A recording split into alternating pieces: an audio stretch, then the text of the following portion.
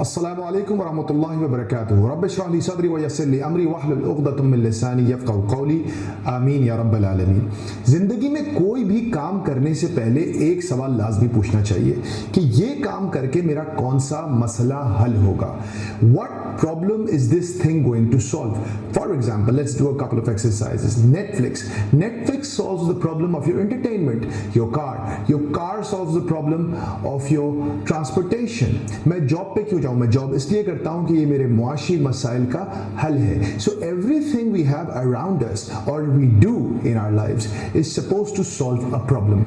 लेकिन आज मैं यही सवाल अपनी दुनिया के मौजूदा तालीमी निज़ाम के बारे में करना चाहता हूँ। हालांकि ऐसा नहीं होना चाहिए, लेकिन बिलउमूम तालीम जो आपके जिस सबसे बड़े मसले को हल करती है वो है आपका मुआशी मसला।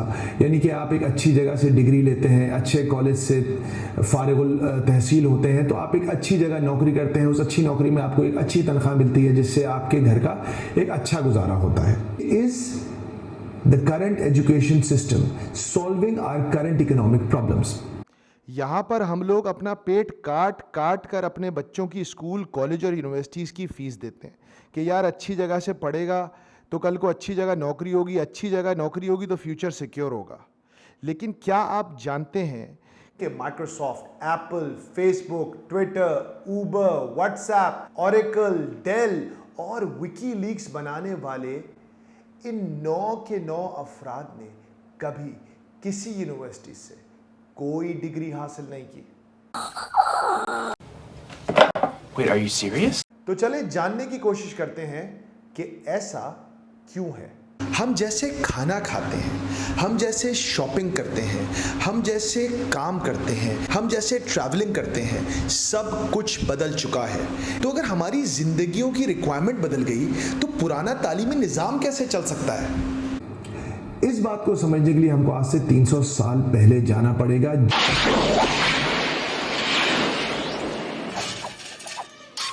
जब ये मौजूदा तालीमी निज़ाम, the standardized degree based education system, certification based education system जब पैदा हुआ। इंडस्ट्रियल रेवोल्यूशन जो 17वीं और 18वीं सदी या 19 सदी में हमने देखी, उसके अंदर फैक्ट्रीज का कॉन्सेप्ट दुनिया में आया। यानी कि बड़ी बड़ी बिल्डिंग्स, उन बिल्डिंग्स में मुख्तलिफ डिपार्टमेंट्स, उन डिपार्टमेंट्स के अंदर एक बड़ी प्रोडक्ट मुख्तलिफ स्टेज से गुजरकर तैयार होती थी। तमाम मजदूर काम करने वाले एक जैसे कपड़े पहनते थे, उनका एक सुपरवाइजर होता था, सुपरवाइजर के ऊपर एक फ्लोर मैनेजर होता था, फ्लोर मैनेजर के ऊपर एक फैक्ट्री मैनेजर होता था। अब इसी सिस्टम को हमारे मॉडर्न स्कूल सिस्टम के ऊपर लगा के देखिए। एक बिल्डिंग, मुख्तलिफ क्लासेस, एक जैसे यूनिफॉर्म, एक क्लास टीचर के ऊपर एक ईयर ट्यूटर के ऊपर एक प्रिंसिपल। तमाम क्लासेस के चाहे अव्वल हो या 10वीं, एक ही ज़माने में इम्तिहानात होते हैं और उन इम्तिहानात को पास करने की सूरत में बच्चा अगली क्लास या तो फिर अपनी असेंबली लाइन की अगली स्टेज में पहुंच जाता है। जैसे फर्स्ट ग्रेड से पास हुआ तो सेकंड, थर्ड एंड ऑनवर्ड्स। और ये सब बहुत जबरदस्त तरीके से चल रहा था, लेकिन फिर एक आवाज आई।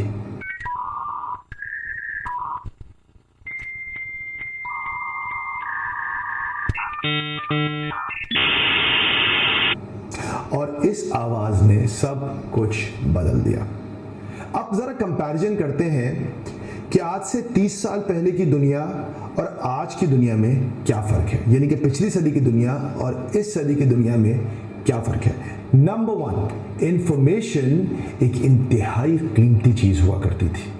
अगर आपको टॉम क्रूज की बर्थ डेट भी पता करनी होती थी तो आपको अपनी लोकल लाइब्रेरी में ब्रिटानिका के इंसाइक्लोपीडिया तक रसाई हासिल करनी होती थी, जहां आप टी के सेक्शन में जाके टॉम क्रूज को ढूंढते थे और वहां आपको पता चलता था कि टॉम क्रूज का बर्थ डेट क्या है। लेकिन अब टॉम क्रूज की बर्थ डेट तो छोड़िए, आपको होनोलुलु की पॉपुलेशन पता करने के में भी सिर्फ चंद सेकंड या मिली सेकंड्स लगते हैं। You type that in Google and it gives you the answer. नहीं है, आपको एक चीज पता होने और ना पता होने के दरमियान चंद सेकंडों का फर्क है। पहले उस वैल्यूएशन में इंफॉर्मेशन एक कीमती चीज थी, अब information is nothing important. Information की बात तो हो गई। दूसरी बहुत बड़ी चीज थी लॉजिस्टिक्स, एक्सेसिबिलिटी। 1950 में पूरी दुनिया की ग्लोबल टूरिज्म और टूरिस्ट की तादाद सिर्फ 2.5 करोड़ थी। यानी कि पूरी दुनिया में सिर्फ 2.5 करोड़ लोग एक मुल्क से दूसरे मुल्क का इंटरनेशनल सफ़र करते थे, और 2018 में ये तादाद 1.4 बिलियन हो चुकी थी, यानी कि 56 गुना इजाफा। लॉजिस्टिक्स की इस ईज़ ने, एक्सेसिबिलिटी की इस ईज़ ने सारी दुनिया को एक दूसरे के लिए खोल दिया। और इसका सबसे बेहतरीन इजहार एक हमारे जवानी की फिल्म थी आर्मागेडन, उसके एक सीन में होता है। American components, Russian components, all made in Taiwan. Phone कोई भी हो, ब्रांड कोई भी हो, बनता सब चाइना में है। एक्सेसिबिलिटी से क्या बदला? पहले आपके लिए लाजमी था कि आप जो भी तालीम हासिल करें वो आपकी लोकल नीड्स को मीट करने के लिए हो, लेकिन आज आउटसोर्सिंग, फाइवर, अपवर्क जैसे प्लेटफॉर्म से एक पाकिस्तानी न्यू कराची, सरजानी टाउन, चीचावतनी में बैठकर अमेरिका के क्लाइंट्स की नीड्स को केटर कर रहा है और उससे पैसे कमा रहा है। एक रिसर्च के मुताबिक सन 2030 में 80% जॉब्स वो होंगी जो आज 2021 में एग्जिस्ट भी नहीं करती। युval नोह हरारी एक बहुत ही फेमस ऑथर है, सेपियंस और होमो डेउस जैसी मशहूर किताबें लिखी हैं। उसने बहुत ज़बरदस्त तरीके से इस पूरे फिनोमेनन को सम अप किया है। वो कहता है कि आज से 10 साल के बाद जब बच्चे यूनिवर्सिटी में अपनी 4 ईयर डिग्री के लिए दाखिल हुआ करेंगे, तो जिस वक्त वो बाहर निकलेंगे तो बहुत मुमकिन है कि जिस फील्ड में उन्होंने एडमिशन लिया था वो फील्ड ही दुनिया से खत्म हो चुकी हो। एक जॉब पूरी जिंदगी या फिर एक प्रोफेशन पूरी जिंदगी जैसे कॉन्सेप्ट्स एक ख्वाब बनते जा रहे हैं। हो सकता है आज से चंद सालों के बाद आपको हर 5 साल, 7 साल, 8 साल में अपना प्रोफेशन चेंज करना पड़े। इस कॉन्सेप्ट को स्किल माइग्रेशन का नाम भी दिया जा रहा है। दुनिया मिलिट्री डिक्टेटरशिप से डिजिटल डिक्टेटरशिप्स की तरफ जा चुकी है, जहां फेसबुक, गूगल, माइक्रोसॉफ्ट, अमेज़न के मालिकान दुनिया के नैरेटिव को कंट्रोल करते हैं।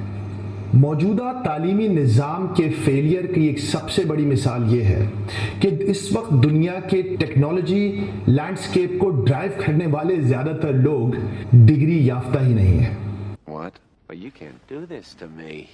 You know how much I sacrificed? तो अब किया क्या जाए? Creativity, collaboration, critical thinking, and communication. These are the 4 C's that Yuval Noah Harari thinks are going to help you manage your life in the next few decades. लेकिन ये होगा कैसे? ये कैसे होगा जब हम अपनी नवी जमात के बच्चों को अपनी कंप्यूटर साइंस की किताब में फ्लॉपी डिस्क सिखा रहे हैं। फ्लॉपी डिस्क, जी माय डियर फ्रेंड्स, हमारी 9th ग्रेड के बच्चों को उनके निसाब में फ्लॉपी डिस्क के बारे में आगाही दी जा रही है। एक ऐसी डिवाइस जो शायद वो जिंदगी भर कभी देखेंगे भी नहीं, ना उन्होंने देखी होगी, ना उनको कभी जरूरत पड़ेगी, लेकिन हमारा तालीमी निज़ाम उनको उसके बारे में आगाही दे रहा है, उसके ऊपर पूरा चैप्टर बनाया हुआ है।